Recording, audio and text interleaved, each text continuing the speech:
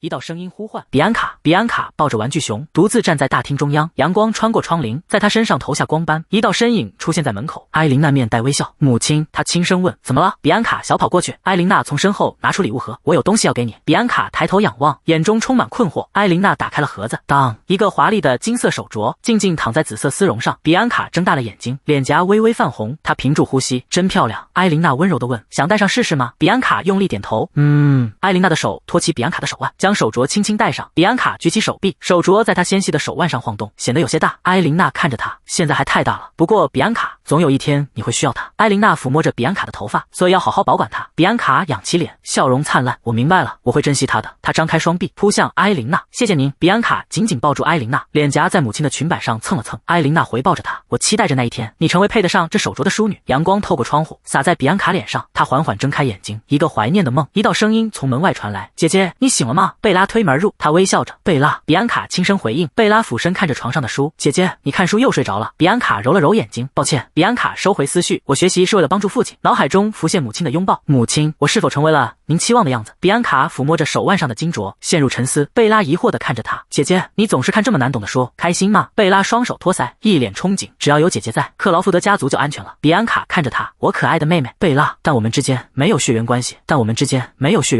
10年前，榆木籠罩着克勞福德莊園，一場葬禮正在進行。母親去世後，父親變了，他緊抱着年幼的比安卡，神情哀傷。雨水打濕了他的臉頰。继承人尚且年幼，父親成了代理家主。牆上的畫像裡，一家人曾經幸福微笑，但那份溫情消失了。他變得冷漠，從比安卡身邊走過，視若無睹。比安卡抱着禮物盒，呆立原地，眼中光芒熄滅。比安卡抱着禮物盒，呆立原地，眼中光芒熄滅。墓園陽光明媚，一束白花靜置在墓碑前。父親的聲音響起：原來你在這，比安卡。比安卡轉身，父親，他身後跟着兩個陌生的女人。他看着那兩人，您身後的是？父親介紹道：這是你的新家人伊莎貝爾，還有貝拉。新家人的出現讓我動搖。貝拉跑向我，一把拉住我的手，但她的笑容燦爛，純真無邪。我的心被融化了。有個妹妹，我很開心。我們手拉着手，在陽光下微笑。20歲那年，我繼承爵位的年紀，我病倒了，和母親一樣的病。父親繼續擔任代理家主，貝拉毫無怨言地照顧我，甚至代替我參加社交活動。我感覺自己很沒用，只能處理些文件。我只想盡力幫助家人。貝拉端來藥，姐姐，今天的藥。比安卡接過藥杯，謝謝。貝拉握住她的手，請快點好起來。姐姐，比安卡好奇地問，有什麼好事嗎？比安卡看着妹妹，眼神溫柔。血緣並不重要，我真心愛着貝拉。比安卡一口喝下藥，貝拉開心地笑了，她心情很好。貝拉湊近她，其實你要邀請我參加你的生日派對。比安卡雙手捂住胸口，一臉驚喜。我還跟醫生確認過了。貝拉握緊她的手，父親也很期待呢。他有些擔憂，但我現在的身體狀況真的可以參加嗎？貝拉繼續說，是父親提出來的，他說下次派對也讓大小姐參加吧。比安卡輕聲回應，既然如此，我無法拒絕。貝拉興奮地抱住她，真的嗎？我愛你，姐姐。比安卡被他撞得後仰，臉上帶着寵溺的笑，真是個愛撒嬌的孩子。貝拉埋在他懷裡，聲音悶悶的，但我太激動了，真的非常期待。他的臉龐引入陰影，嘴角勾起一抹異樣的笑，光影變幻，一切歸於平靜。比安卡獨自坐着，嘴角含笑。上一次參加派對是什麼時候了？我出入社交界之後又有多少年了呢？比安卡坐在輪椅上，雙手交握，心跳加速。仆人前來通報，大小姐，老爺來了。比安卡猛地抬頭，父親的身影出現在門口。他說，我來接你了，比安卡。比安卡仰视着他，父親。他輕聲問，您不是應該在會场嗎？父親在他面前單膝跪下，視線與他平齊。他說，這麼久沒參加派對，緊張嗎？比安卡垂下眼簾，是的，有一點。父親凝視着他，抬起頭來，你是我引以為傲的女兒。比安卡眼中光芒閃動，臉頰泛起紅暈，我太高興了。父親站起身，推着他的輪椅走向宴會廳。多久沒有這樣交談了？自從母親去世後，比安卡眼眶濕潤，嘴角卻帶着幸福的微笑。宴會廳大門敞開，賓客雲集，燈火輝煌。我必須竭盡全力，不辜負父親的期望。比安卡面帶微笑，他準備好迎接讚美，但迎接他的是無數惡意，竊竊私語如毒蛇般蔓延。一個聲音說，那個狐狸精來了。另一個聲音附和，是他嗎？流言蜚語四起，聽說他夜夜邀請男人進房，還仗着生病對家人頤指氣使。有人反駁，不，我聽說那些都是假的，輪椅只是裝樣子。這些話都是貝拉小姐說的。比安卡臉上的笑容凝固，世界瞬間崩塌。什麼？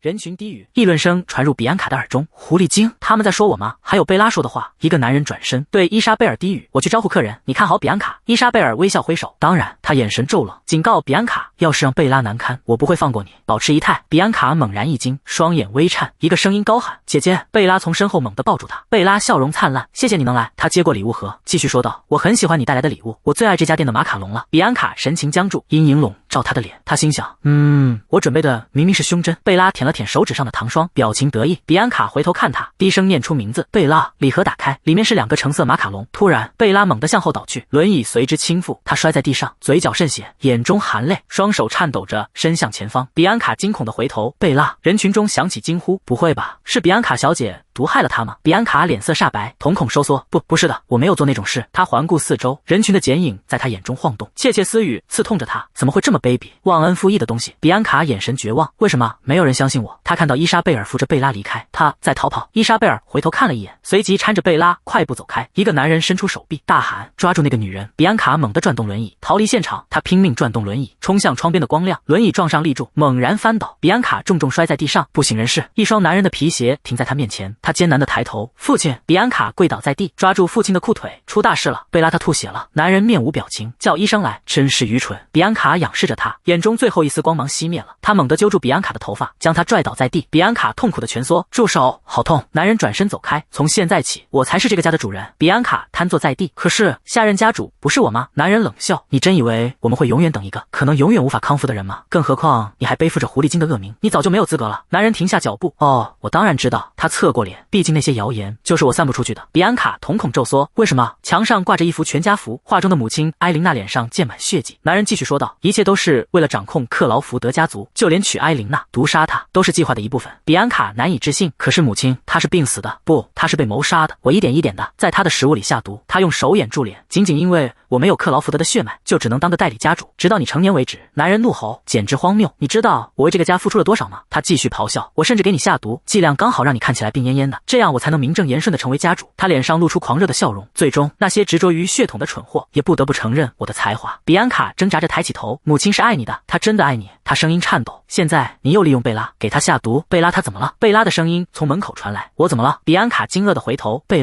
拉雙手叉腰，神情倨傲，你在做什麼？我們得帶她去看醫生。她嗤笑一聲，隨即捧腹大笑，笑聲回盪在整個房間裡。貝拉俯視着她，姐姐你真有趣。比安卡渾身顫抖，貝拉轻蔑一笑，當然都是演的，那場面真是太精彩了。想象一下，每天喝着毒藥還要說謝謝，那是什麼感覺？比安卡癱軟在地，喃喃自語，貝拉。男人猛地揮舞扇子，扇柄擊中比安卡的臉頰，你們流着一半相同的血液，卻如此不同。比安卡捂住臉，一半相同。男人用扇尖挑起她的下巴，哦，他還沒告訴你嗎？貝拉是你同父異母的妹妹。貝拉的身影籠罩着比安卡，我們才是真正被愛着的孩子。往日的回憶湧現，父親與另一個女人幸福地抱着年幼的貝拉。比安卡眼神空洞，那是謊言。破碎的記憶浮現，一定是謊言，是謊言，都是謊言。貝拉的聲音響起，姐姐，你已經崩潰了嗎？速戰速決吧。伊莎貝爾推開門，對男人說，好的。男人抓住比安卡的衣領，將她拖向陽台。他冷冷開口，你試圖殺死繼妹，卻因罪惡感而自盡，這就是我們要說的故事。他將比安卡推下陽台，他向下墜落，身體失重。男人與貝拉、伊莎貝爾站在一起，俯視着下方，終於可以擺脫這個累贅了。貝拉揮手告別，再見了，我親愛的姐姐。比安卡眼中失去光彩，我曾信任過你，我就要這樣死去了嗎？被欺騙，被利用，生命化為碎片。比安卡的意識逐漸沉默，不，絕不，我要為母親復仇，我要把你們全都拖入地獄。比安卡猛然睜眼，意識回歸，一本黑皮書掉落在地，發出聲響。比安卡站在書架旁，他環顧四周，我的房間。他猛地一驚，低頭看向自己的手，手中握着一根手杖。他站着，双腿可以活動，這只是夢嗎？比安卡手撫下巴，陷入沉思，但一切都太真實了，痛苦、感覺、情緒。他走到書桌前，拿起一張信紙，新曆572年4月22日。他神色震驚，這個日期是5年前，怎麼回事？敲門聲響起，一個聲音從門外傳來，姐姐。比安卡猛地回頭，眼神中帶着一絲警惕。門被推開，光線傾瀉而入，貝拉端着托盤走進來，臉上掛着陰冷的笑容，該吃藥了，姐姐。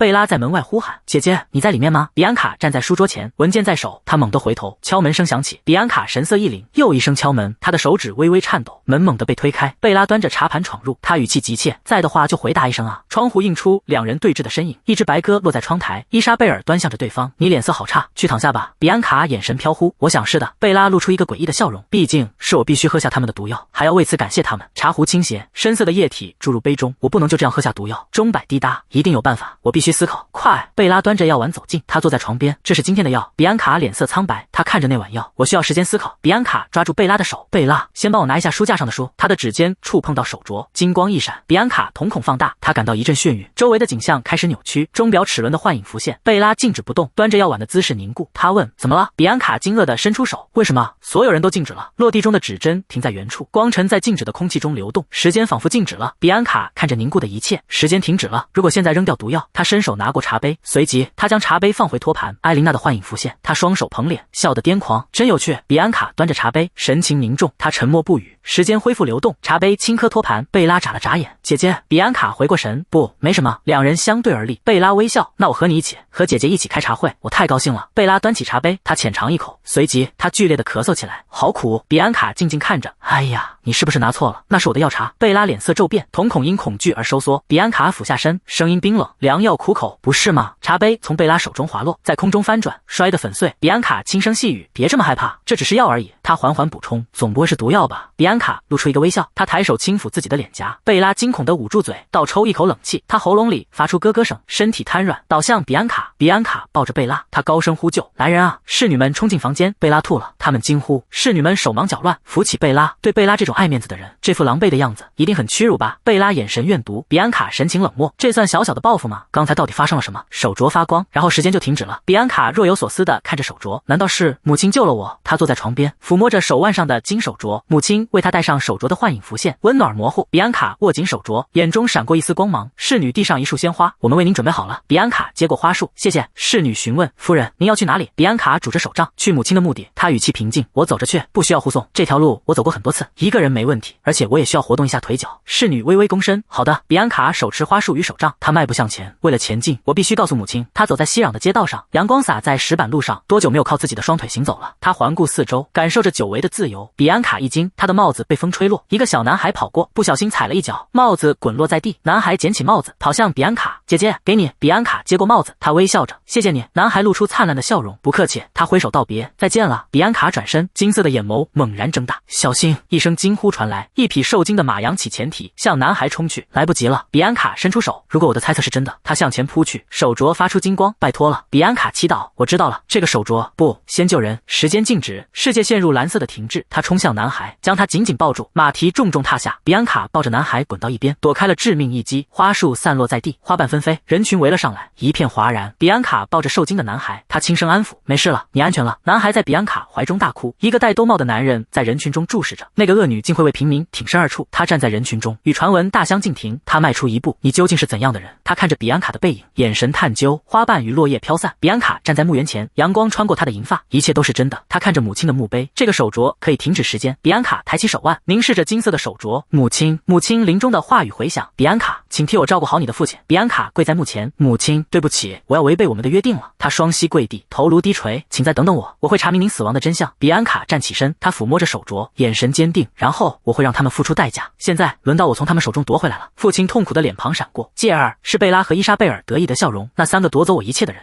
比安卡拄着手杖，站在一座墓碑前，他眼神緊繃，身體因痛苦顫抖，是被迫服下的毒藥發作了。我本已受傷的腿，恐怕再也無法恢復。他踉蹌一步，一個男人穩穩扶住他，他低頭看着他，你是？我是萊安，萊因哈特。比安卡猛然抬頭，萊因哈特公爵。比安卡猛然抬頭，萊因哈特公爵，六大家族之一，與克勞福德家齊名。比安卡解釋，我身體一向虛弱，從未參加過六大家族的聚會。萊安眼神探尋，那你為何來找我，而不是找我的父親，代理族長？比安卡迎上他的目光，因為我想與克勞福德的正統繼承人對話，而不是一個替代品。過去的我會為這句話欣喜若狂，但現在腦海中浮現出家人猙獰的笑臉，我不會再犯同樣的錯誤。比安卡抽回手，那麼這裡可能不是討論的好地方。他轉身，我會靜候您的正式邀請。萊安看着他離去的背影，嘴角微微揚起。天空晴朗，雲朵飄過，明亮的溫室內，父親與貝拉、伊莎貝爾圍坐一桌，每周一次的家庭時光，其樂融融。而我從未被邀請過一次。比安卡站在台階之上，俯視着他們。貝拉回頭，臉上掛着挑釁的笑容。貝拉驚愕回頭，姐姐，這是怎麼回事？他眼中滿是難以置信。比安卡走上前，父親，他甚至不願看我一眼。比安卡聲音堅定，我希望收回族長之位。父親眼神一凛，他緩緩開口，我早就告訴過你，你的身體太弱，無法承擔重任。比安卡直視他，我的健康已經恢復了，更重要的是，克勞福德的正統繼承人本就該是我。伊莎貝爾怒目圓睜，你這個討厭鬼，給我認清自己的位置。他揚起手掌，注意你的禮儀。手掌即將落下，父親冷聲開口，住手。他看着伊莎貝爾，不要那樣對待你的女兒。父親轉頭看向比安卡，臉色陰沉，比安卡，為你惹你母親生氣而道歉。父親總是擅長扭曲對話，他只會在不讓我被殺死的程度上保護我。我一直被他玩弄於股掌之中，只為讓我聽起來像個罪人。比安卡眼神平靜，今天只是問候，請放心，我會給您時間考慮，相信您會做出明智的決定。父親眼神陰沉地看着他。貝拉咬着牙，他竟敢無視我，你那麼想要關注嗎？我就幫你一把。貝拉眼中閃過一絲狠厲。第二天，貝拉捧着一盒珠寶，快看，姐姐，你應該出去走走。她把珠寶盒推到比安卡面前，我已經得到父親的許可，隨便挑。吹的是什麼風？貝拉忽然拍手，啊，我想起來還有事。接着，她轉身對兩個男人耳語幾句，然後迅速離開。貝拉對着眾人，請大家稍等一下。兩個男人走到比安卡面前，鞠躬行禮。比安卡看着他們，這是什麼鬧劇？裝模作樣的扮演貴族小姐，竟敢這樣羞辱我！陽光透過拱窗灑下，照亮貝拉的身影。她捂着嘴，一副受辱的模樣。貝拉提起裙擺，輕盈的旋轉。我已經等不及了。她側臉微笑，眼角閃爍着光芒。因為在這之後，她的笑容變得扭曲而瘋狂。你會徹底完蛋。貝拉走向一個男人，將比安卡推向他懷裡。他故作驚訝地捂住嘴。哎呀！隨即，貝拉笑得燦爛。日安，他向眾人行禮，請多關照我的姐姐。比安卡坐着，目光落在一個珠寶盒上，一個銀飾胸針靜靜躺着，水滴狀的寶石閃着淡光，這顏色和我母親的眼睛一樣。接着，他伸手拿起胸針，真美。一個男聲響起，看來我們品味相近。他繼續說，然後他握住比安卡的手，將她輕輕拉起，這和你的美麗相比，黯然失色。然後他握住比安卡的手，將她輕輕拉起，這和你的美麗相比，黯然失色。他凝視着她，我已經把格雷厄姆公爵送到我妹妹那裡了。門外傳來一個聲音，總算少了一件操心事。伊莎貝爾站在書房裡，對一個背对她的男人說話。啊，他已經完全被我掌控了。男人轉過頭，嘴角勾起一絲笑意。我敢肯定，他若有所思，他會教比安卡何為真正的女人。比安卡金色的眼眸微動，他面前的男人握着她的手，他俯身凝視，手指輕撫着她的手背。比安卡猛地抽回手，你這樣是不是太放肆了？男人開懷大笑，美人即使生氣，也還是美人。比安卡站起身，我要叫人了。男人突然抓住比安卡的手腕，他將她拉近，一把匕首抵住她的喉嚨。他低語，我建議你停止你的任何圖謀，我不想傷害像你這樣的美人。比安卡眼神冰冷，現在我明白貝拉為什麼要把所有人都支開了。但是他手杖猛地一頓，力道震裂了地面。他抬起頭，冷笑着說，結束這場鬧劇吧。沒有殺意的威脅，可打動不了我。男人看着他，神情平靜。他輕拍他的頭，笑了起來，真懷念啊。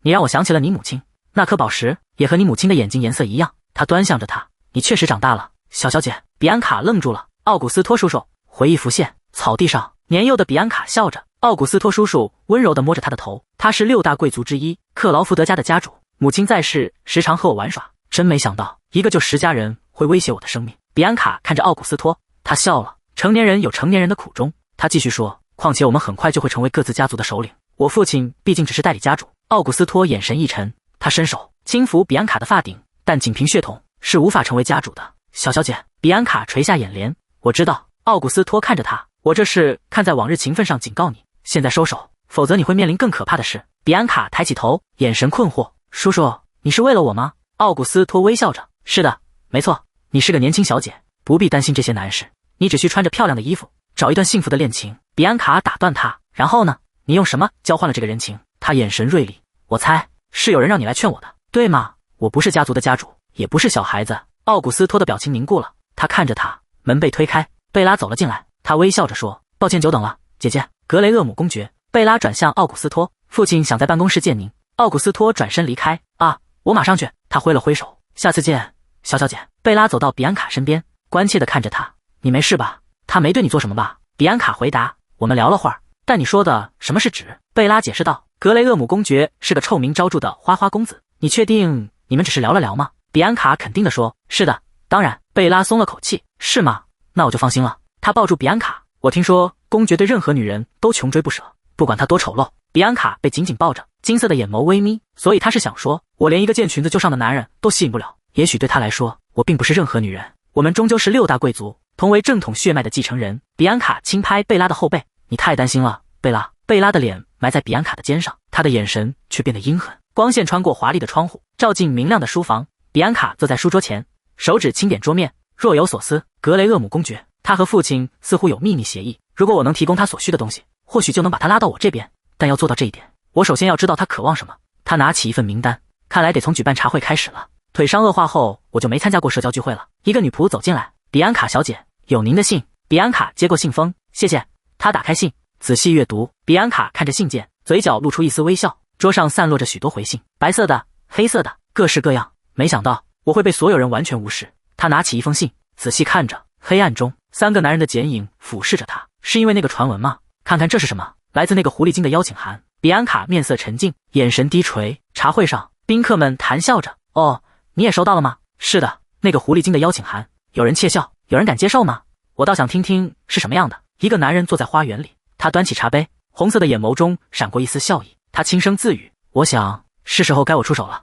桌面散落着信件，一封黑色的信尤為醒目。比安卡拿着一封信，眉頭微蹙，許久未曾露面，我的名聲竟已跌落至此。女僕遞上信件，比安卡小姐，有您的信。比安卡伸手接過，謝謝。他坐下，拆開信封，靜靜閱讀。他的金色眼眸睜大，信紙上寫着：我很榮幸受邀拜訪，落款是索菲亞。女僕推着茶點車，貝拉跟在旁邊。今天應該沒有家族聚會。貝拉看着茶點，女僕回答她：比安卡小姐正在舉辦茶會，邀請了一位客人，姐姐的客人。貝拉眼神銳利，她可是出了名的狐狸精，誰會參加她的茶會？她隨即問道：對了，這位小姐是誰？女僕回答：是索菲亞，杜男爵夫人。貝拉嘴角勾起一絲輕蔑，聽都沒聽過的名字，大概是哪個鄉下男爵的女兒吧。庭院中，一個黃裙女子緊張地提着裙擺行禮，非常感謝您今天的邀請，比安卡小姐。比安卡微笑着看着她，索菲亞，杜男爵夫人，我所知道的是一位來自邊境的新晉貴族，能否借此達成我的目標，尚不確定，但值得一試。比安卡眼神堅定，叔叔對我尚存舊情，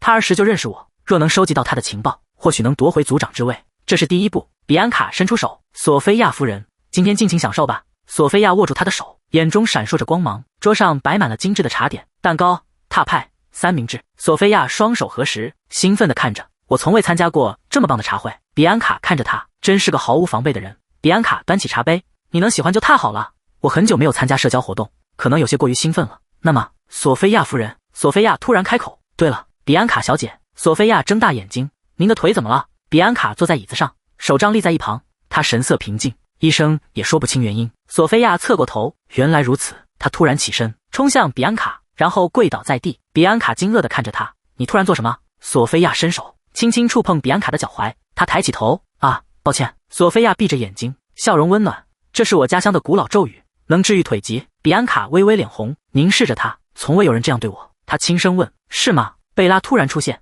索菲亞還在比安卡腳邊。天啊，我只是來打個招呼，但這是什麼情況？無論身份如何，這種待遇也太……貝拉怒視着索菲亞。索菲亞起身大笑，貴族小姐也會犯錯嗎？他拉起貝拉的手，貝拉一臉錯愕。什麼？索菲亞解釋道，我正在為比安卡小姐的腿施咒。他轉身把手搭在比安卡肩上，笑容燦爛，因為我們是朋友。比安卡金色的眼眸中泛起漣漪，朋友這個詞在他心中回響。比安卡露出一個淺淺的微笑，讓你擔心了，我從沒想過自己會被看成一個精英主義者。貝拉收斂了怒氣，我只是想到姐姐，一時激動。他笑着行禮，那麼我先告辭了。他接着說，請盡情享受茶會。貝拉轉身離去，留下一個堅決的背影。他緊咬嘴唇，眼神陰沉。索菲亞，別以為我會這麼輕易放過你。索菲亞撓着頭，有些不好意思，抱歉，未經允許就稱我們為朋友。比安卡看着他，不，我很高興，但比安卡垂下眼簾，我發誓要復仇，此刻卻與人為友。索菲亞雙手緊握，興奮地問，您聽說了嗎？有個著名的劇團正在首都演出。比安卡愣了一下，我聽過傳聞，舞台上燈光璀璨，演員們翩翩起舞。索菲亞舉起2張票，笑容燦爛，我有票。他期待地看着比安卡，願意和我一起去嗎？作為我們友誼的證明。比安卡接過票，眼神有些恍惚，他真的讓我心亂。他閉上眼，嘴角泛起一絲笑意。比安卡握着綠色的票根，索菲亞坐上馬車，揮手告別。馬車門關上，比安卡站在原地，也輕輕揮手。車廂內，索菲亞摘下眼鏡，眼神驟然冰冷。一個男人背對着索菲亞，他上鈎了嗎？索菲亞低着頭，恭敬地回答，是的，如您所願。我也把票給了他。男人坐在沙發上，單手支着下巴，陽光勾勒出他的輪廓，他嘴角微微上揚，這會很有趣。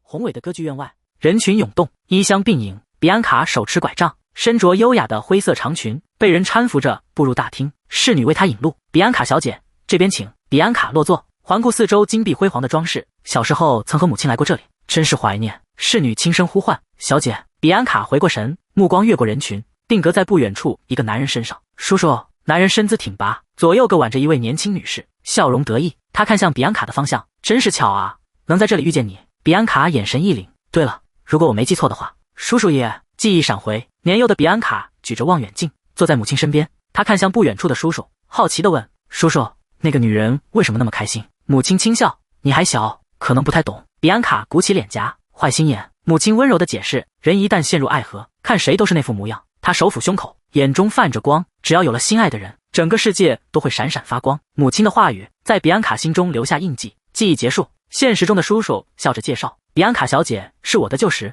她身旁的女人掩嘴輕笑，那麼小就入了您的眼。另一位女人親昵地靠着叔叔，我好嫉妒。比安卡面带微笑，輕聲回應，托叔叔的福，我才能成為一名合格的淑女。她眼底閃過一絲冷意。前幾天她還教了我一些東西，如何為人處事。一把匕首刺穿白玫瑰，血色飞濺。她特意用刀威脅我。叔叔身邊的女人讚嘆，您從那時起就是位紳士了。叔叔額角滲出冷汗，真像您啊，奧古斯托大人。比安卡眼神冰冷，你不想讓別人知道你那懦弱的行為，所以與其保持沉默，不如利用這個局面。比安卡露出天真的笑容，叔叔，請多教教我，我要怎麼做才能成為家主呢？旁邊的女人們雙手捧臉，天啊，真是個純潔可愛的小姐，您一定會支持她的吧？女人們撒嬌的勸說，別這麼刻薄嘛，幫幫這個可愛的孩子吧，我們也拜托您了。叔叔靠在椅背上，手指輕敲下巴，誰知道呢？我可不是那麼好說服的人。叔叔輕嘆一聲，首先需要得到各大家族的同意，我一個人決定不了。比安卡眼神銳利，我明白了，所以需要每位家主的許可。他直視叔叔，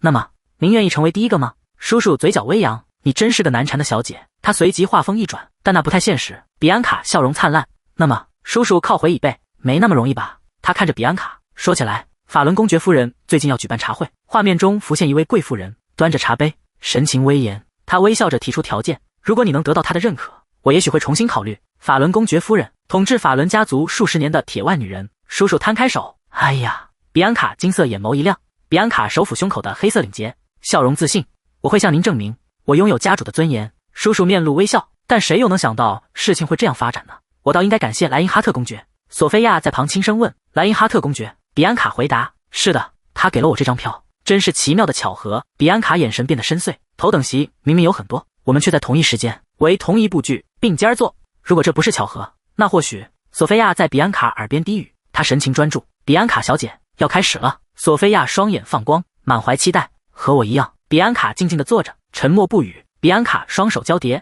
放在腿上，你來這裡還有別的目的吧？畫面轉場，一輛馬車停在宏偉的莊園門口。索菲亞熱情地邀請比安卡小姐，下次我們再一起出去玩吧。索菲亞揮手告別，下次見。比安卡微微側頭，下次就輪到你答應我的請求了。比安卡眼神堅定，是的。索菲亞動作一僵，愣在原地，她有些遲疑。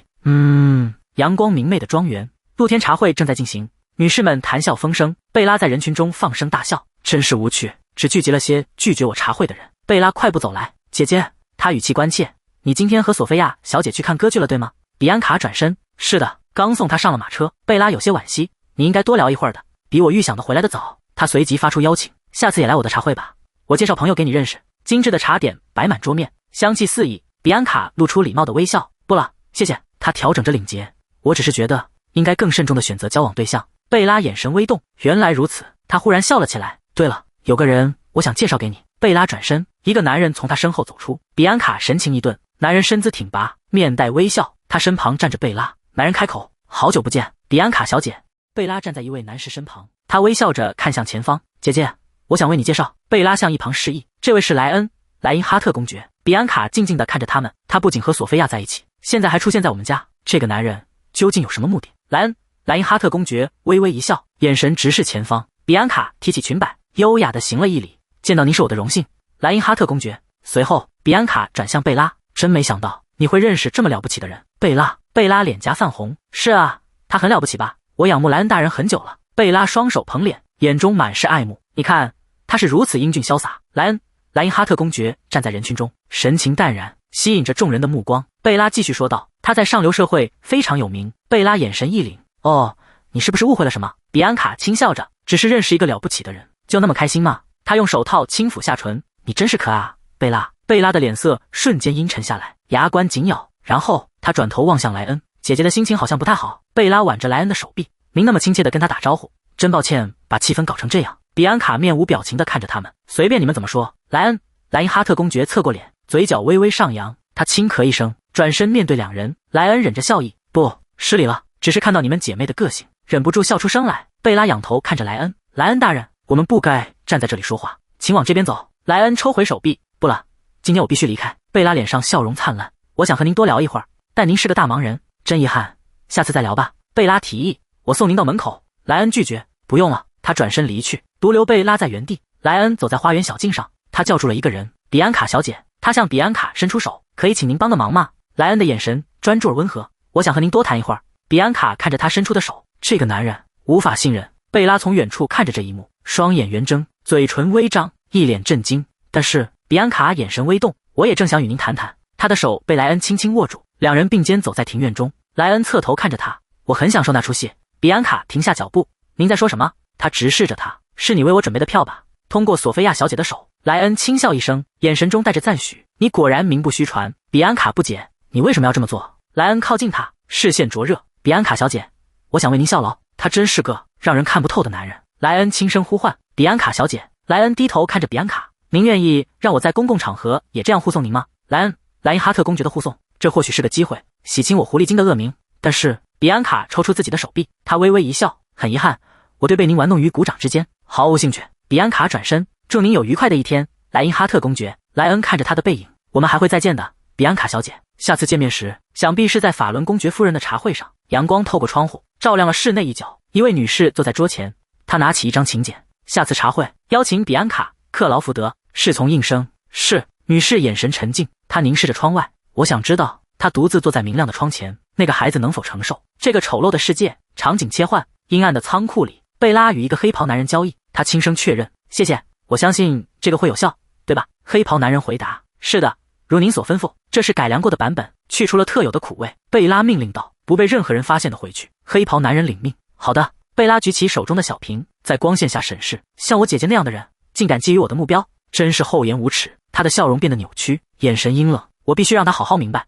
索菲亞停下畫筆，側過頭。客人，一名女僕走近。索菲亞女士，您有訪客。比安卡端坐於沙發，銀髮垂落，神色平靜。索菲亞快步走來，臉上帶着驚喜。比安卡小姐，您怎麼來了？我馬上準備最好的茶。比安卡抬手制止，不必了，我只是來談談。她微微一笑，我收到了卡特里娜公爵夫人的茶會邀請。隨即，比安卡遞出一封信函。索菲亞看着信封，若有所思。原來如此，這是為了獲得大家族的許可嗎？同意就意味着重新評估。索菲亞眼神一沉，必須向利亞姆大人匯報。接着她抬起眼，利亞姆大人也會出席吧？比安卡坐在沙發上，索菲亞站着，氣氛有些凝固。比安卡開口：那我們一起去茶會吧。索菲亞低下頭，我不太明白您的意思，我只是個男爵的女兒，恐怕不屬於那種場合。比安卡起身，食指輕輕抬起索菲亞的下巴，他直視着索菲亞的眼睛，笑容自信。我是來兌現你那天的承諾的。索菲亞的眼鏡片反射着光，指尖停留在他的唇上，一片沉默。宏偉的公爵府邸前，賓客雲集，茶會即將開始。利亞姆雙臂交叉，嘴角微揚，讓我們看看你怎麼應對。比安卡小姐。比安卡身着綠裙，手持手杖，與索菲亞一同出現，氣場沉靜。利亞姆走上前，午安。他目光掃過比安卡，停在索菲亞身上，眼神微微一動。為什麼他會和我的合作者在一起？索菲亞面露困惑，看着利亞姆。利亞姆對索菲亞微笑。索菲亞小姐，我们能談談最近的安排嗎？就現在。索菲亞面露難色，改天可以嗎？我已經答應今天陪着比安卡小姐了。利亞姆的笑容消失了，臉色陰沉地盯着他。比安卡直視利亞姆，眼神帶着一絲挑釁。當你心中的藍圖被人在你不知情時重畫，感覺如何？他轉向索菲亞，我們走吧。索菲亞小姐。索菲亞跟上，應了一聲。今天你將沿着我鋪設的軌道前行。萊因哈特，鮑姆公爵。利亞姆獨自站着，雙手抱胸，看着他們離開的背影。卡特里娜，法倫公爵夫人，茶會的主人，出現在眾人面前。他優雅地張開雙臂，感謝各位今日光臨。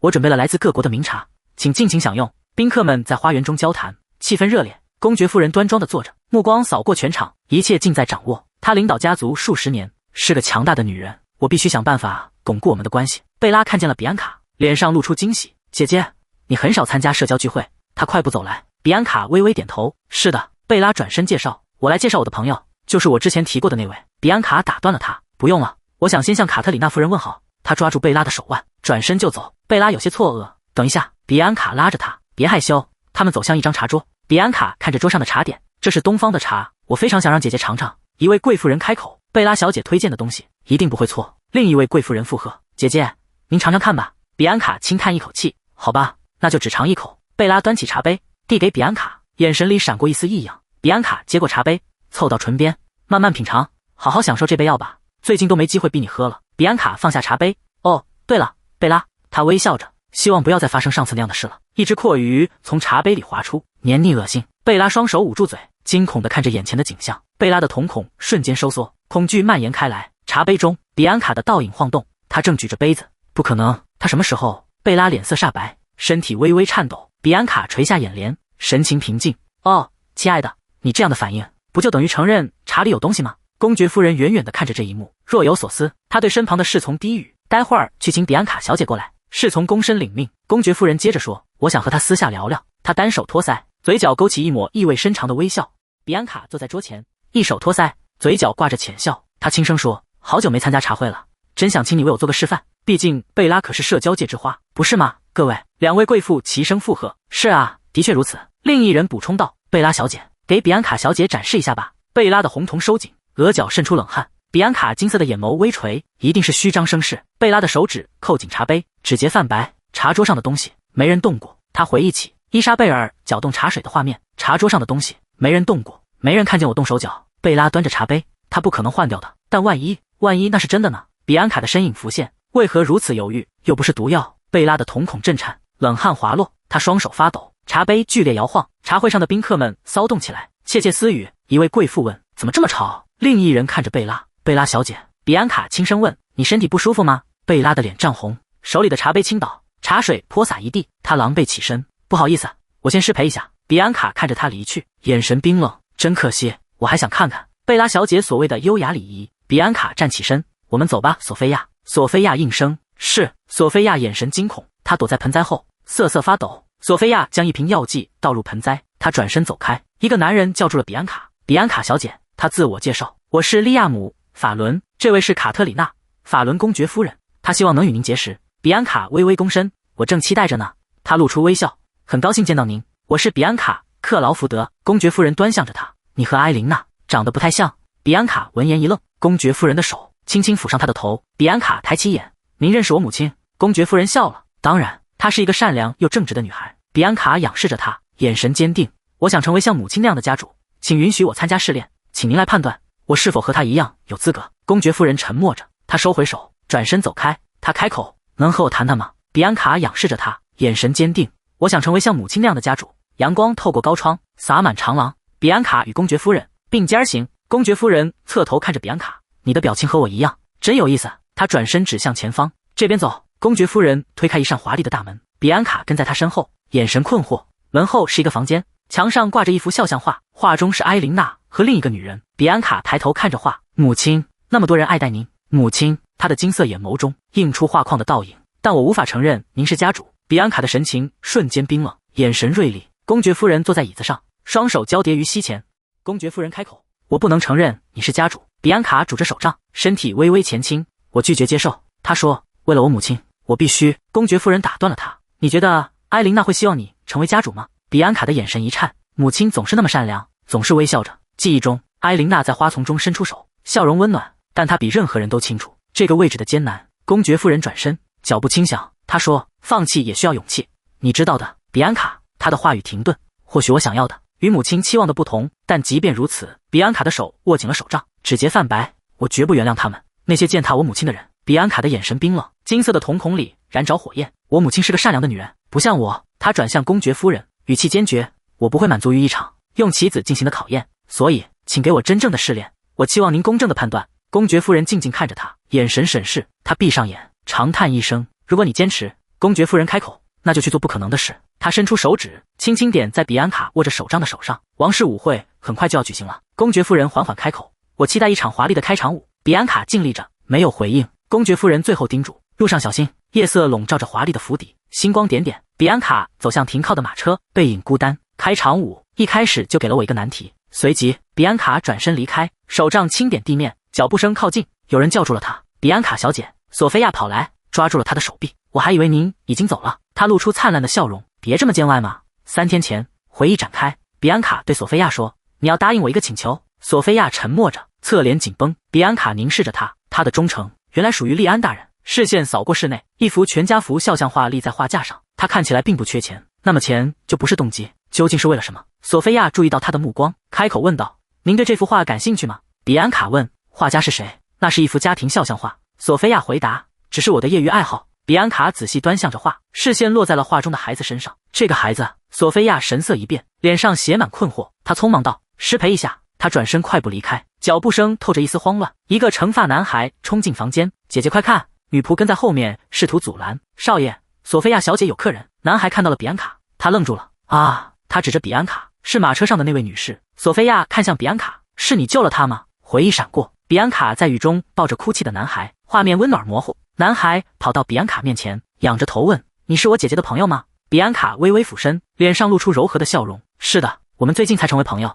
他輕聲告誡：“以後不能再衝到馬車前面了，知道嗎？”男孩笑着蹭了蹭他的手：“好的，姐姐也罵過我了。”索菲亞的眼神變得嚴肅，她叫住了男孩：“格拉姆。”然後她对比安卡說：“你姐姐現在有重要的事情要談，你乖乖等我們好吗？”男孩笑着跑開了。好的。索菲亞摘下眼鏡，擦拭着鏡片，她看着比安卡：“好吧，這次我答應你的請求。”回憶結束，回到現在，索菲亞拿着眼鏡，在貝拉小姐的遺物中發現了這個。她遞出一個小瓶子，瓶塞緊閉。比安卡接過瓶子，果然不出我所料，幸好我讓你跟着他。瓶子裡的東西一定是毒藥。索菲亞確認：“沒錯。”索菲亞解釋：“這種毒藥小劑量服用會逐漸剝奪受害者的行動能力。”索菲亞繼續說：“比如它會讓人無法行走。”比安卡瞳孔緊縮：“你怎麼會知道這些？”索菲亞的嘴角勾起一抹笑意，她轉身，陽光灑在她身上。“現在輪到我請你幫忙了。”格拉姆熱情地跑來，拉住她的手：“歡迎你，比安卡姐姐。”她燦爛地笑着：“姐姐，你的房間在這邊。”女僕跟在後面，面帶歉意：“比安卡小姐，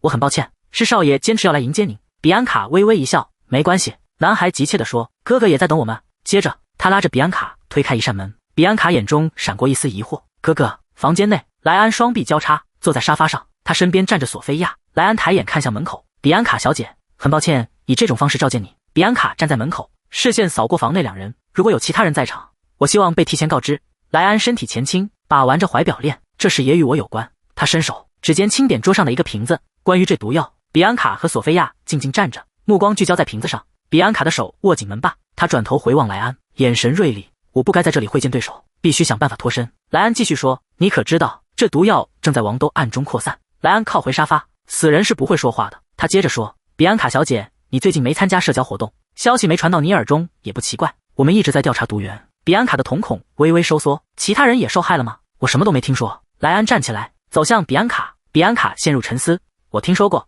萊因哈特家族直屬王室，負責維護王國統治。或許他們對這種毒藥產生了興趣，想要找出解藥。”萊安看着他：“僅憑我和索菲亞小姐，很難達成目標，所以我們找到了你。”萊安接着說：“如果你同意合作。”回憶閃過，比安卡曾幫助過一個男孩，他遞出一個發光的小瓶，瓶身華麗，流光溢彩。“我們會給你這個中和劑。”萊安微微一笑：“是的，我們還沒研制出完全的解藥，能否僅靠中和劑恢復，取決於你自己。”比安卡看着瓶子，中和劑。比安卡凝視着瓶子，然後視線緩緩上移，對萊安的雙眼，他的眼神變得銳利，他不像在說謊。比安卡明白了，他們想和我結成臨時同盟。比安卡下定決心：“好吧，那就開始吧。”萊安伸出手，但我有個顧慮。他頓了一下：“是什麼？”比安卡看向男人身後的索菲亞：“我不信任他。”比安卡緊盯着索菲亞，面具之下，你在想什麼？索菲亞的眼神閃爍：“我曾是個誠實的人。”回憶中，索菲亞與男人爭執：“如果你的真實身份暴露了，那些人，他們傷害了那麼小的孩子。”索菲亞低下頭：“不，我不能失敗。如果現在失敗，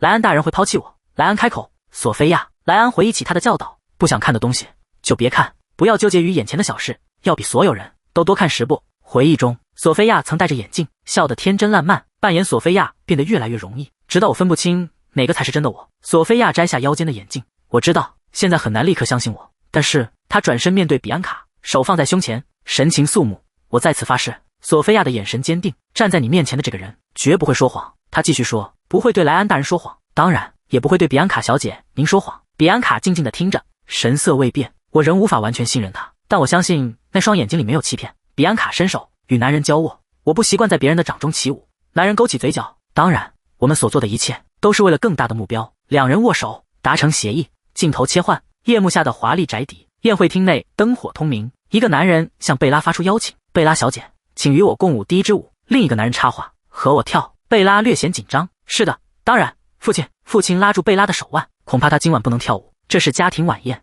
請恕我們失陪。”他拉着貝拉轉身離開。貝拉必須嫁入更高等級的貴族家庭，否則就是一種浪費。貝拉的父親和貝拉愣住了，不可能！那身華麗的紅色禮服，那只搭在男人臂彎的手，是那個賤人。萊因哈特公爵挽着比安卡，緩緩步入宴會廳。貝拉的母親堆起笑容：“萊因哈特公爵，晚上好，早說一聲，我就派貝拉去陪您了。”他瞥了一眼貝拉，恐怕這孩子只會給您添麻煩。貝拉插話：“沒錯，姐姐已經跳不了舞了。”他笑着說：“我來代替她吧。”沒關係的，貝拉。比安卡的手杖重重敲擊地面，發出巨響，手杖橫在伊莎貝爾和貝拉身前，將他們隔開。比安卡的手輕輕撫上貝拉的頭，他的眼神冰冷：“不需要替代品了。”比安卡撫摸着貝拉的頭髮，她輕聲說：“我不再需要替身了。”貝拉的紅瞳驟然收縮，她難以置信地看着對方：“不可能，你只是在假裝沒事，沒有拐杖你根本……”貝拉跌坐在地，她擠出一個笑容：“姐姐，你只是在逞強而已。”比安卡轉身將手杖遞給他：“能幫我拿一下嗎？”他望向大廳的賓客：“我受邀跳開場舞。”接着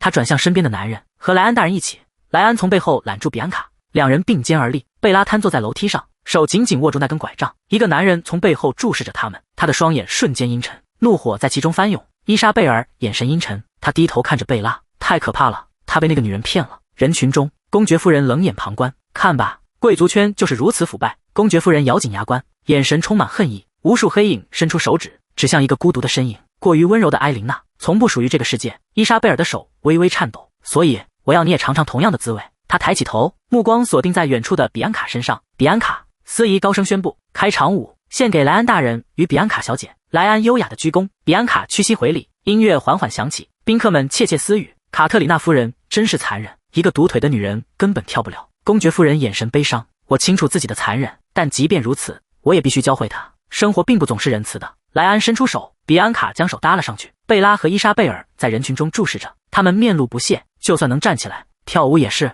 我聽說他中的毒無藥可解。萊安攬住比安卡的腰，比安卡的手搭在他的肩上，兩人開始旋轉，他們隨着音樂起舞，裙擺飛揚，步履輕盈。比安卡的舞鞋踏着節拍，裙擺隨之旋轉。貝拉的臉色瞬間煞白，她難以置信地看着舞池中央，解藥只能中和當前的毒性，無法清除日積月累的沉疴。一滴冷汗從她額角滑落，比安卡臉色蒼白，她緊抓着胸口，身體搖搖欲墜。她跌坐在地，雙腿不住顫抖。索菲亞急忙上前：“比安卡小姐，請休息一下。”比安卡抬手制止她：“我沒有時間了。”索菲亞僅僅站起來還不夠，她站起身，眼神堅定：“為了打動卡特里娜夫人，我必須比任何人跳得都好。”她再次伸出手，投入舞蹈，裙擺如花朵般綻放。索菲亞露出滿意的微笑，賓客們驚嘆不已。萊安凝視着比安卡，看來訓練卓有成效，但還是比安卡的雙腿在裙下顫抖。她緊緊跟隨利安的引導，舞步優雅而流暢。她的引導幫了大忙，一隻寬大溫柔的手掌穩穩托住她的腰。比安卡抬起眼簾，輕聲道：“謝謝你。”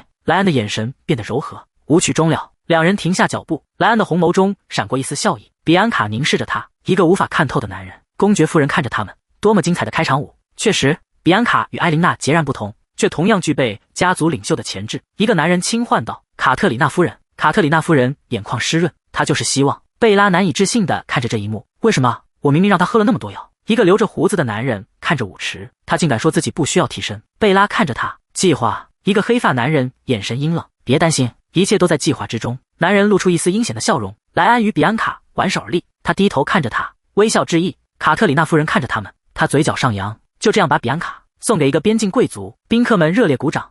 比安卡身體一晃，雙腿發軟，整個人向後倒去，隨即他跌入一個堅實的懷抱。比安卡半睜着眼，看來還沒完全恢復。萊安扶着他，公爵夫人走近，比安卡輕聲說：“卡特里娜公爵夫人。”那位婦人目光銳利：“你被萊因哈特公爵的護衛救了，是嗎？”比安卡垂下眼簾，但我已經盡力了，沒有什麼可羞愧的。他重新抬起頭，眼神堅定：“是的，正是如此。”卡特里娜公爵夫人沉默地注視着他，然後轉身離開。接着，他又走回比安卡面前，伸手撫上他胸前的紅玫瑰。卡特里娜公爵夫人攤開手掌，一枚藍色寶石胸針靜靜躺着。比安卡看着胸針，輕聲說：“這是我承認你。”比安卡眼中閃過一絲光芒。卡特里娜公爵夫人繼續說：“我曾以為你的腿無法做到，但你創造了奇蹟。”他雙手交疊於胸前，你讓我看到了希望，我給予你我家族的認可。他將胸針別在比安卡胸前的紅玫瑰上，比安卡的手微微顫抖，但公爵夫人話鋒一轉：“這還不是正式的認可。”比安卡神情一凛，萊安看着他，公爵夫人說：“6大貴族的下一次圓桌會議，如果你無法參加，這次認可便會作廢。”圓桌會議。比安卡低頭看着胸針，父親也曾通過這場試煉。黑暗中浮現一個男人的身影，他坐在椅子上，腳下是枯萎的玫瑰。他欺騙了母親，利用他作為靠山，竊取了那個位置。比安卡手掌握緊胸針，眼神無比堅定：“我一定會去，無論如何。”卡特里娜公爵夫人與萊安對視一眼，嘴角微揚。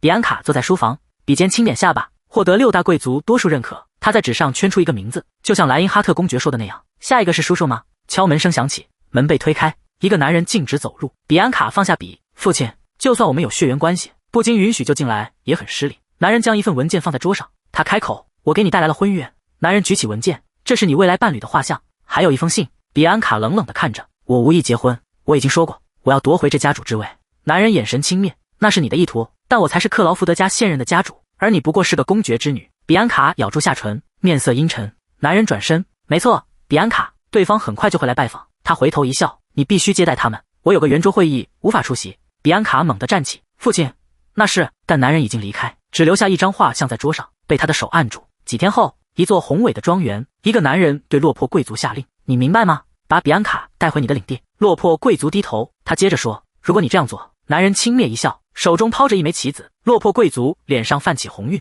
眼神興奮。解決問題的方法很簡單，成為他感情的焦點，用金錢收買領地的居民，他們就會隨你所願的行動。金錢如雨般落下，無數只手爭搶着，這是恥辱。比安卡腳步聲漸近，我也清楚成為家主的流程。門被推開，光線照入，男人拍了拍貴族的肩膀，拜托你了。管家立正站好。是的，即使比安卡小姐想通過這裡，我也絕不會讓她過去。男人與貴族背對立，各自心懷鬼胎。公爵夫人端坐着，她說，你好，愛德華。愛德華公爵面帶微笑，前幾天我的女兒似乎受你照顧了。公爵夫人垂下眼簾，畢竟她是埃琳娜的遺物，理應如此。愛德華公爵抬頭望向遠處，我從沒想過你能贏得法倫公爵夫人的支持，但那也到此為止了。他的手phủ上家族徽章，仿佛我真會把權力交出去。門外傳來腳步聲，兩個男人走了進來。公爵夫人臉色一沉，照這樣下去，這次的認可就會作廢。一旦作廢，我也很難再當他的靠山。愛德華公爵看向他，嘴角勾起一抹笑意。圓桌會議廳，貴族們圍坐一桌，一位白髮長者閉着眼，他緩緩開口，那麼圓桌會議現在開始。公爵夫人目光一凝，神情嚴肅，其他貴族各懷心思，有的微笑，有的輕蔑，有的冷漠。光芒之中，比安卡身着盛裝緩緩走來，他身姿挺拔，面帶自信的微笑。各位日安。比安卡起身，他站在華麗的書桌前，接着他坐下，長嘆一聲，他提筆寫信，調查此人背景，為了我們的目標，愛德華大人。通過愛德華大人調查了他潛在的未婚夫，發現他是個落魄貴族，金幣從落魄貴族的手中滑落，散在凋零的花叢間。索菲亞匯報，他似乎想通過與比安卡小姐聯姻，獲得資金支持。比安卡輕啜一口茶，我猜到了，真可悲啊！費用回應，的確如此。他放下茶杯，人心總是輕易被金錢動搖。比安卡微微一笑，眼神冰冷。啊，費用端着茶，我們只需要教他如何使用。會面之日，宏偉的莊園處理。愛德華囑咐，你明白嗎？務必將比安卡帶回你的領地。落魄貴族谄媚地笑着，如果你這麼做。他搓着錢袋，一臉貪婪。落魄貴族露出自信的微笑，他雙手交握，彬彬有禮。初次見面，比安卡小姐。比安卡眼神一凛，他看着桌上的地圖，這是我的領地地圖。比安卡露出一個微笑，來談談對我們雙方都有利的事吧。比安卡端坐，雙手交疊於膝。落魄貴族面露難色，但我已向克勞福德公爵許諾。比安卡身體前傾，手微微一顫，你是說他提供的一次性資助嗎？抱歉，我已經調查過你的領地，我有個朋友擅長收集情報。比安卡起身，與落魄貴族一同俯瞰地圖。他指出一點，你的領地確實缺乏資源，但它四通八達，你可以利用這點開展商業。落魄貴族神情一致，欲言又止。可是，比安卡側過臉，你是說與我父親建立公平的聯盟嗎？落魄貴族眼神躲閃。啊，是的，他就是這麼保證的。愛德華陰險的笑容浮現，他很聰明，不可能沒料到我的行動。他計劃通過聯姻，同時得到我和那片領地。落魄貴族低頭看着比安卡遞來的文件，他眼神震驚。文件上寫着領地所有權轉讓書。落魄貴族手一抖，不可能。比安卡眼神銳利，在我父親和我之間，你會選擇誰？他嘴角勾起，帶着一絲嘲諷。燦爛的陽光灑在莊園上，一名守衛攔住比安卡，所以我不能讓您過去。比安卡垂下眼簾，只是一點保險，但這點小事可攔不住我。他撫摸手腕上的金手鐲，時間齒輪的幻影浮現。他與守衛對峙，四周的時間仿佛靜止，守衛的神情凝固，然後變得困惑、驚慌。他猛然回頭，發現大門已經敞開。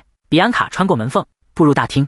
他自信地站定，雙手交握身前。公爵夫人坐在桌前，面帶微笑。他起身開口，在我們開始圓桌會議前，請允許我介紹一個人。比安卡走上前，與公爵夫人並肩立。公爵夫人介紹道，克勞福德公爵的女兒，比安卡小姐。他挽住比安卡的手臂，我僅代表法倫家族，承認比安卡為克勞福德家族的繼承人候選。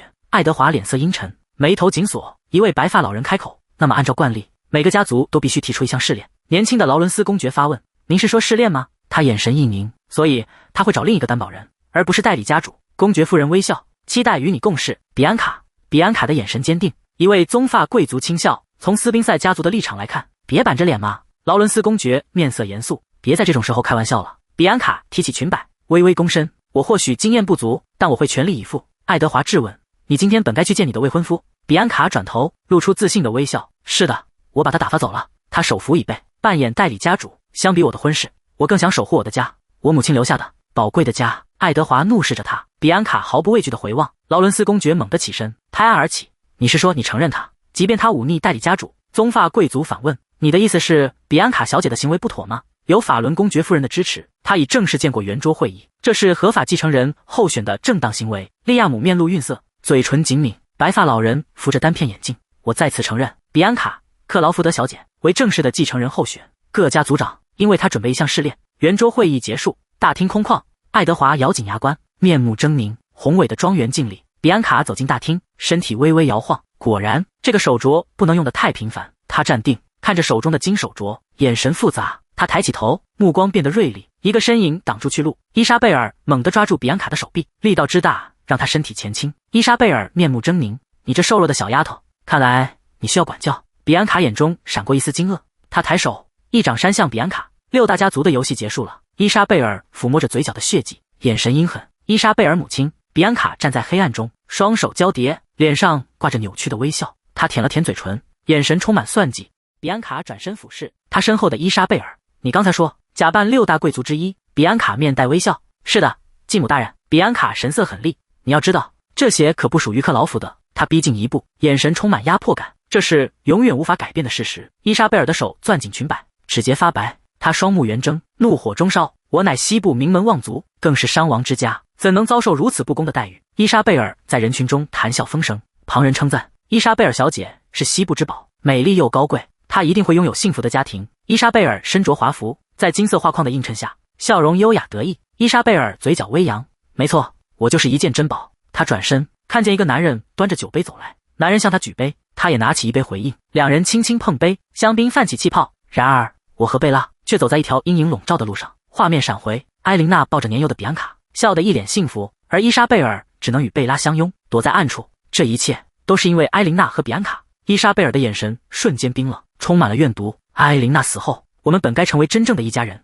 可現在比安卡卻想奪走我丈夫的位置。伊莎貝爾站在華麗的書房，雙手撐着桌面，她猛地一揮手臂，該死！信件與文件漫天飛舞，散落一地。伊莎貝爾俯身，眼神被一封信吸引，她撿起那封信。這是她嘴角勾起一絲冷笑。我有個好主意。夜幕降臨，書房燈火通明，比安卡坐在桌前，陷入沉思。下次審判之前，我需要調查六大貴族的現狀。敲門聲響起，比安卡合上書本，請進。房門推開，一個男人帶着2名護衛走入。比安卡抬頭，利亞恩大人，您怎麼突然？利亞恩遞出一封信。比安卡小姐，這是您的簽名對吧？信紙上是他的筆記。比安卡神情困惑，這是什麼？男人目光銳利，這上面列出的草藥是我國禁止進口的違禁品，我們收到舉報，有人正在走私它們。比安卡猛然站起，桌椅發出刺耳的摩擦聲。你是說我走私了這些東西？利亞恩不置可否，這個我們稍後再談，請跟我們走一趟。他伸手抓住比安卡的手臂，比安卡掙扎，請等一下。比安卡被護衛架住，他奮力辯解，我對此事一無所知，真是太可怕了。伊莎貝爾站在一旁，雙手攤開，表情誇張。貝拉則躲在他身後。比安卡咬緊牙關，面露屈辱，他甩開護衛的手，我不會逃跑，也不會躲藏。他轉身面對伊莎貝爾，眼神堅定，我會洗清這莫須有的罪名。男人拍了拍比安卡的肩膀，走吧。他輕撫她的髮絲。比安卡閉上眼，輕聲回應，是。護衛押着比安卡離開。伊莎貝爾與貝拉冷眼旁觀。比安卡金色的眼瞳震顫，原來我家族收到的報告都是真的。貝拉輕聲詢問，母親，剛才怎麼了？伊莎貝爾微笑着安撫，你們不必擔心，我會保護我們的家。他眼神一轉，別傻到自己交出證據。男人怒不可遏，如果這引發連鎖調查，牽連到我們其他的交易，你打算怎麼辦？伊莎貝爾面對男人，神情冰冷，你自己的失敗自己解決。他低下頭，雙手交握，指節因用力而泛白。沒關係，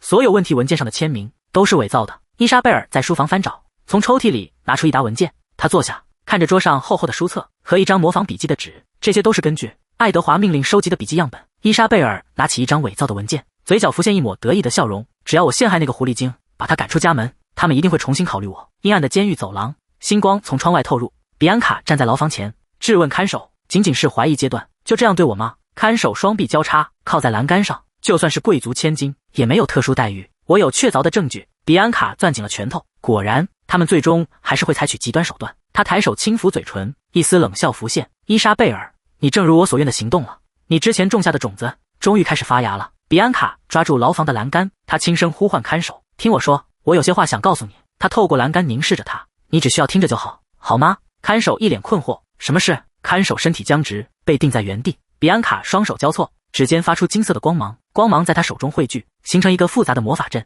齒輪與鐘錶的虛影浮現，瞬間籠罩了整個空間。比安卡的手穿過欄杆，動作迅速。抱歉，我很快借用一下。他從看守腰間取下一串鑰匙，金屬碰撞發出輕響。比安卡用鑰匙打開牢門，發出沉重的金屬聲。好了，是時候啟動另一個計劃了。看守恢復行動，他驚愕地看着比安卡，鑰匙掉落在石板地上，發出清脆的響聲。牢房門外，一個男人用指尖捻着鑰匙。你好。他緩緩抬頭，面帶微笑。比安卡小姐。比安卡站在暗處，銀髮凌亂。他看着來人，滿臉震驚。他怎麼還能動？光芒沿着地面流動，匯入牆壁的紋路。萊安低語：好吧，是時候再設一個小把戲了。他轉身，手伸向牆上的機關。比安卡金色的眼瞳猛地睜大，緊盯着他的動作。然後，萊安拉下了機關，石牆轟然開啟。他毫不猶豫地走了進去。比安卡驚愕地轉身：為什麼？是你？萊安回頭，嘴角帶着一絲笑意。沒時間解釋了。他繼續說。不是嗎？比安卡垂下眼簾，雙手交握在身前，指節微微泛白。萊安的腳步聲遠去，石牆在他身後緩緩關閉，光芒消散，一切歸於黑暗。夜色籠罩着城堡，一架馬車停在樹林邊，有人驚恐地尖叫：來人啊！比安卡小姐不見了！馬車車廂內，萊安遞給比安卡一套衣服，在這一帶正好可以混進人群。比安卡接過衣服，視線沒有離開他。要我當着你的面換嗎？萊安轉過頭去，抱歉。一套男裝整齊地疊放着，旁邊是假髮和眼罩。比安卡換上了男裝。所以剛才的戲法是什麼？萊安輕笑一聲，手臂交叉在胸前。什麼戲法？比安卡直視着他，就是剛剛發生的事。萊安身體前傾，湊近他，你是指這個嗎？他抬手輕輕拂過他的銀髮。比安卡坐姿端正，他直視着對面的萊安。時間停止了，你怎麼還能動？萊安嘴角勾起，你不是唯一擁有能力的人。比安卡金色的眼瞳微張，透出一絲驚訝。他視線轉向窗外，我以為我們共同策劃了這一切，你卻有這麼多秘密。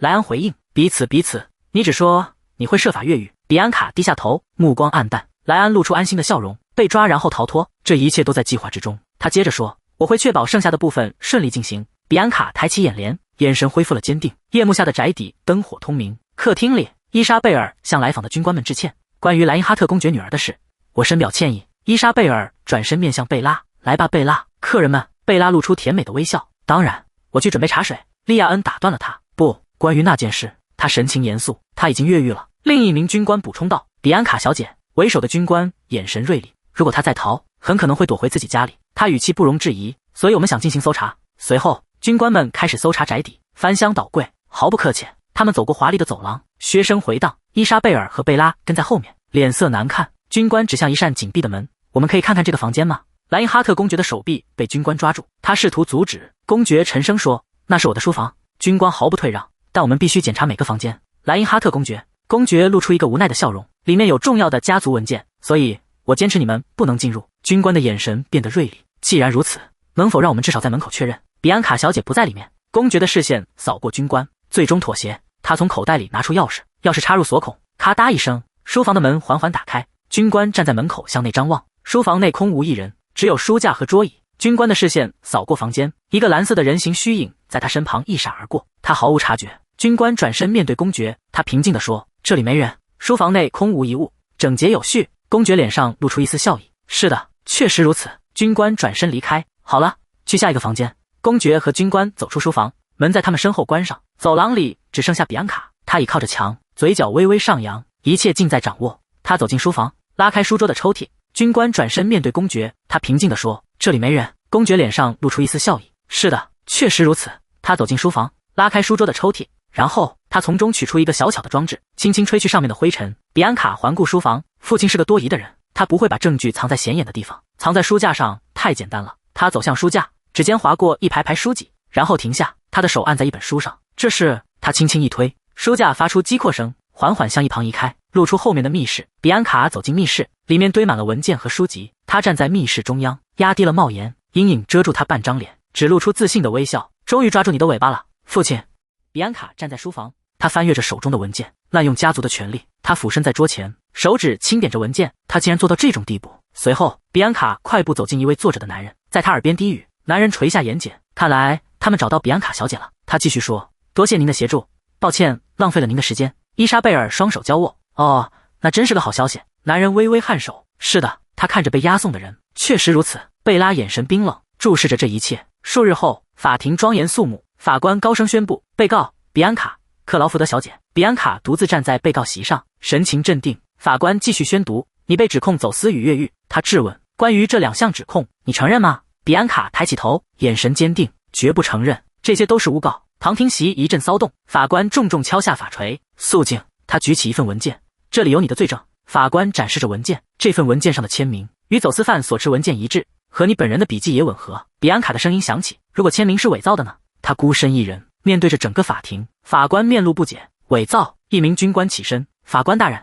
請看這個。他遞上2份文件。軍官解釋道：左邊是比安卡小姐过往的簽名，右邊是所謂的罪證，筆跡完全不同。法官接過文件，仔細比對，表情驚愕：這確實不一樣。比安卡嘴角微揚。確實，他看向旁聽席，這個筆跡和我朋友弟弟模仿我的簽名一模一樣。回憶的畫面浮現，一個小男孩在桌前練字，比安卡在一旁指導。比安卡繼續說：他有一本練習冊，我曾把它忘在桌上。比安卡的聲音回蕩，不知為何，那本練習冊後來不見了。伊莎貝爾坐在席位上，臉色陰沉，雙手緊握。他直視着伊莎貝爾：母親，對嗎？比安卡追問：真好奇是誰做了這種卑劣的事。伊莎貝爾瞳孔收縮，汗珠滑落。畫面切回過去，小男孩舉着練習本，興奮地喊：姐姐，快看，這看起來就像我的字。一位女士笑着說：是啊，這是比安卡小姐教你寫字時的風格，不是嗎？她緩緩開口：即便如此，我從沒想過他們會被一個孩子的筆跡欺騙。旁聽席一片嘩然，指控那個女人的是伊莎貝爾夫人吧？難道她偽造了簽名陷害她？比安卡俯視着伊莎貝爾：